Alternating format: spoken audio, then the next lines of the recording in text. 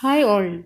Today we are going to see about the regular and irregular verbs. I know many of you know about these verbs as we have studied in our school life, but still some are confused about these verbs. That's why I am making this video. So, before we proceed to learn about these regular and irregular verbs, first what we have to know, we should know the verbs forms. In order to use many verb tenses in English, you need to know the past form of the verbs.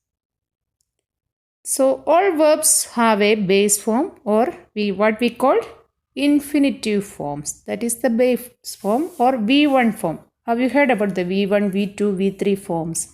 So these are the three forms of verbs. Actually there are 5 forms.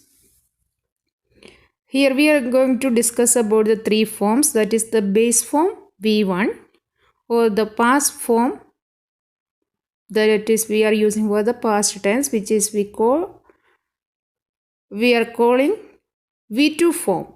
Then the third one is the past participle or V3 form. So I hope it's clear for you until now. So next we can move on to the regular verbs. What do you mean by regular verbs? From the name itself, we can understand there is some regularity. That is, so it means it follows a pattern, a fixed pattern. So in that case, what we called regular verbs. Or I can provide you a couple of examples. Means we are telling, for example, walk.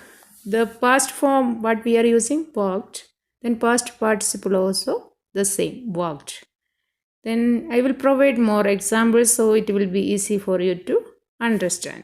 The regular verbs what we are using, sometimes it can be, the verb can end with D or ED or IED. For example, if it's cry, cried, cried. Study, studied, studied. That means if the verb end with the Y, it will be changed to IED. I think it's clear for you. Then let's move on to the irregular verbs.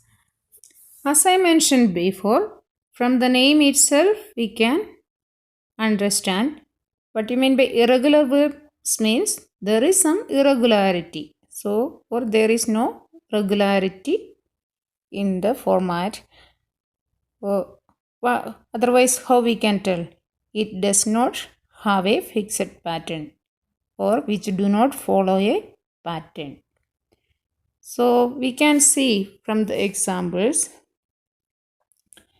For example, if it's eat, the past tense is ate and the past participle is eaten. So there is no fixed pattern. So this is one of the examples of irregular verbs. Sometimes when we talk to someone else, we can hear, I bought this watch.